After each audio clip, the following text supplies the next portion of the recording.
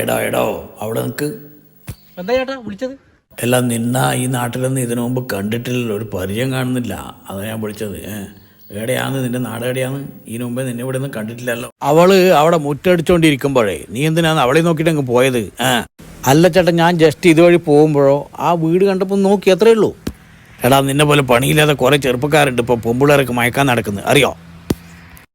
പെൺകുട്ടികളെ മയക്കാനാ ഞാനാ? അതെ, ഇവിടെ ഇപ്പം അങ്ങനെ ഒരു പെൺകുട്ടീനൊന്നും കാണുന്നില്ലല്ലോ. പെണ്ണല്ലേടാ ആ നിൽക്കുന്നത്, എൻ്റെ മോളാന്നത്. മോളായാലെന്താ, എൻ്റെ അമ്മയുടെ പ്രായമുള്ളൊരു സ്ത്രീയല്ലത്. ഞാനിതിലേ പോകുമ്പോൾ ആ വീട്ടിലേക്കൊന്ന് നോക്കി, അല്ലാതെ വേറെ ഒന്നും ചെയ്തില്ല. കണ്ണ കളവാ. എൻ്റെ മോളെ കണ്ണും കൈയും കാണിച്ച് മയക്കാനല്ലേ ഒരു പരിചയമില്ലാത്ത നീ ഈ വീട്ടിൻ്റെ മുമ്പിലേക്ക് ഇങ്ങനെ പോകുന്നു.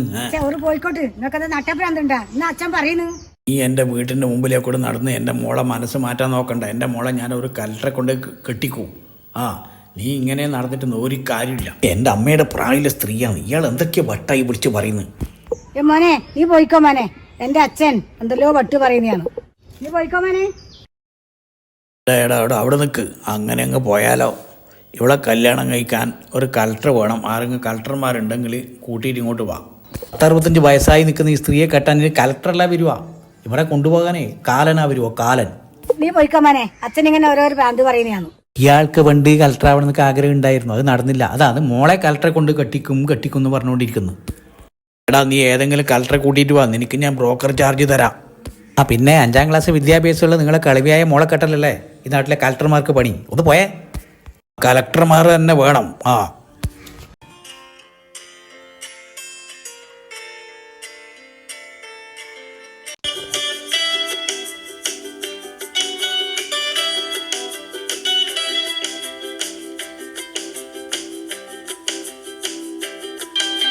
അച്ഛൻ വരുന്നുണ്ട്, പോയിക്കോ.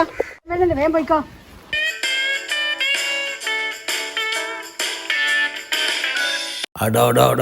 അവിടെ നിൽക്ക്. ഒരു കാര്യം പറയാനുണ്ട്. നീ ആരാന്നൊരു സിനിമാ നടനെ പോലെ കോളിംഗ് ക്ലാസ് ഒക്കെ വെച്ചിട്ട് ആരാ നീ? അച്ഛാ, ഇയാൾ എൻ്റെ കൂടെ പഠിക്കുന്ന പ്രശാന്താണ്. എന്നെ കണ്ടാൽ തന്നെ അറിയാം നീ ഒരു പൂവാലനാണെന്ന്. എന്താ നീ എൻ്റെ മോളോട് ഇത്ര നേരം സംസാരിച്ചോണ്ടിരുന്നത്? നമ്മൾ രണ്ടുപേരും ഇഷ്ടത്തില്ല. ആ കല്യാണം കഴിച്ചാൽ കൊള്ളാന്നുണ്ട്. ആ കല്യാണം കഴിക്കുന്നുണ്ടെങ്കിൽ ഞാൻ ഇവളെ മാത്രമേ കഴിക്കൂ. നീ എന്താണ് മിമിക്രിക്കാരനാ? ഒരു പ്രേം നസീർ സ്റ്റൈലിൽ സംസാരം. മോണാക്ട് മിമിക്രി ഒക്കെ കൊള്ളാം, മോശമൊന്നുമില്ല. പക്ഷെ ജീവിക്കുന്ന എങ്ങനെയാ? നിനക്കെന്താന്ന് ജോലി? എൻ്റെ അച്ഛനിക്ക് മലഞ്ചരക്ക് കച്ചവടാ, അത് നോക്കി നടത്തലാന്ന് എൻ്റെ ജോലി. നല്ല ശമ്പളം ഉണ്ട് അച്ഛാ. നിന്റെ അച്ഛൻ്റെ നക്കാപ്പിച്ച ശമ്പളത്തിനല്ലേ നീ ജോലി ചെയ്യുന്നത്? നീ പഠിച്ച് കലക്ടറായിട്ട് വാ. എൻ്റെ മകളെ ഞാനൊരു കലക്ടർക്കേ കല്യാണം കഴിച്ചു കൊടുക്കൂ. ഇനി ഞാൻ കലക്ടറായിട്ട് നിന്റെ മുമ്പിൽ തിരിച്ചെത്തും. കാവിലെ അമ്മയാണ് സത്യം, സത്യം, സത്യം.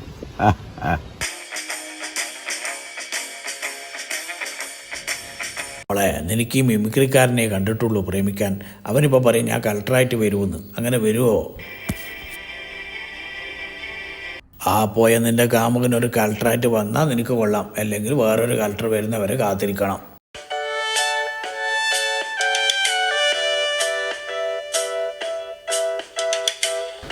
എന്നാന്നോ നിനക്കൊരു സങ്കടം? നീ നിന്റെ പഴയ കാമുകനെ ഓർത്ത് കാണുമല്ലേ?